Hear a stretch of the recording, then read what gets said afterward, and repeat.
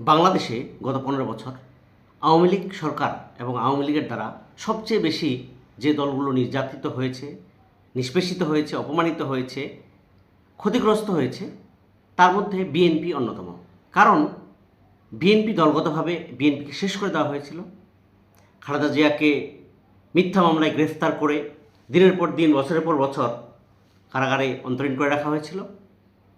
এবং কি আমরা যতটুকু জানি, এরকম অভিযোগ রয়েছে, তাকে স্লো পয়জন দিয়ে তাকে নিঃশেষ করে দেওয়ার চেষ্টা করা হয়েছে। একই সাথে বিএনপির ভারপ্রাপ্ত চেয়ারম্যান তারেক রহমান, তাকে মিথ্যা মামলায় গ্রেফতার করে যেভাবে নির্যাতন করা হয়েছে, এরপর তাকে বিদেশে যেভাবে দিনের পর দিন, মাসের পর মাস, বছরের পর বছর তাকে পালিয়ে থাকতে হয়েছে, সেটা আমরা জানি। একই সাথে খালেদা জিয়ার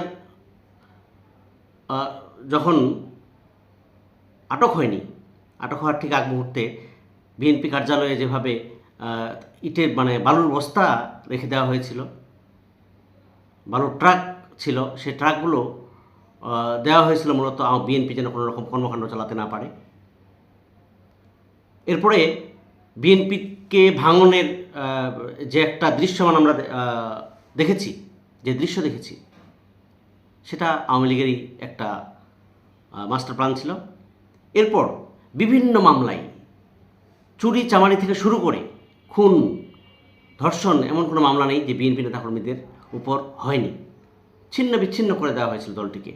সালাউদ্দিন কাদের চৌধুরীর মতো একজন বিজ্ঞ, একজন জাদরেল নেতাকে আমরা হারিয়েছি।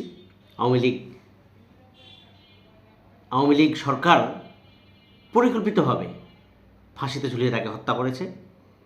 এরপর যদি জামাতের কথা বলি, জামাত, শিবির, তারাও নানানভাবে নির্যাতিত, নিষ্পেষিত হয়েছে। তাদেরকে রাস্তায় দাঁড়াতে দেওয়া হয়নি। বিএনপিকেও রাস্তায় দাঁড়াতে দেওয়া হয়নি। বিএনপির যখনই একটা কর্মসূচি ঘোষণা করত, সেই কর্মসূচি হতো দলের যে কার্যালয়ের ভিতর থেকে কর্মসূচি পালন করতেন। লুকিয়ে লুকিয়ে ভিডিও কলে ভিডিও কনফারেন্স করতেন রুহুল কবির রিজভী সাহেব, আমরা দেখেছি।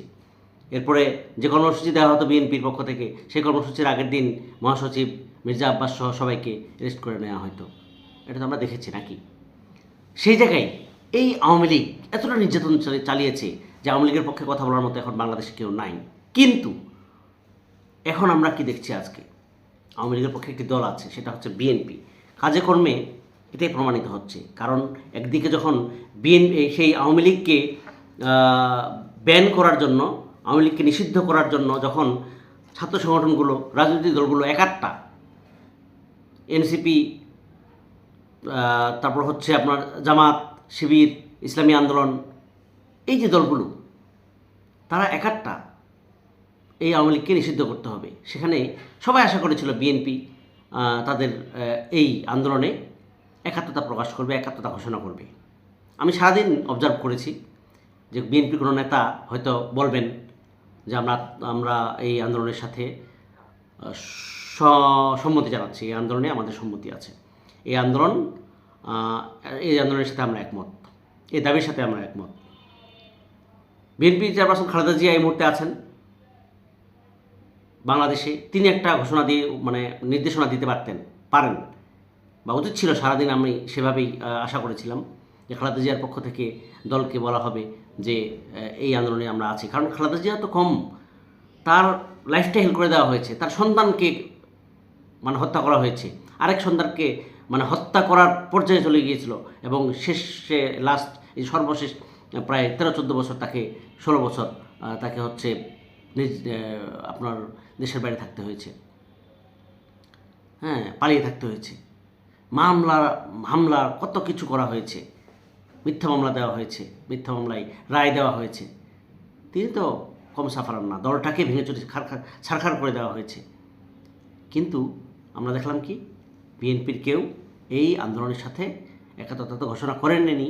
উল্টো বিএনপির একজন সিনিয়র নেতা মঈন খান, তিনি কি বলেছেন একটু শুনে আসি বক্তব্যটা।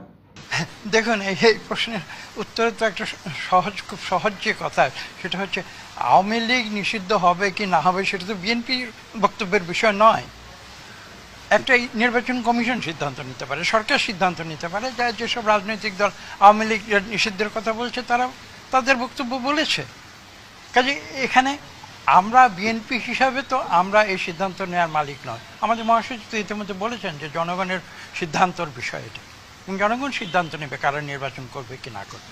এটা হচ্ছে আমাদের যেটা বক্তব্য। তার সঙ্গে আমি নিজেরও একটি বক্তব্য যোগ করছি। আপনি আমাকে জিজ্ঞাসা করেছেন আওয়ামী লীগ নির্বাচনে আসবে কি আসবে না, বা তাদেরকে গ্রহণ করা হবে কি হবে না, বা তাদের নিষিদ্ধ করা হবে কি হবে না। আমি যদি বলি যে এই প্রশ্নটা আওয়ামী লীগকে কেন জিজ্ঞাসা করেন না? তারা কি আসলেই নির্বাচন করতে চায়? তারা কি আসলেই গণতন্ত্র চায়? সেটা তো আওয়ামী লীগকে বলতে হবে। দেখছেন, এই হচ্ছে বিএনপি, এই হচ্ছে বিএনপি।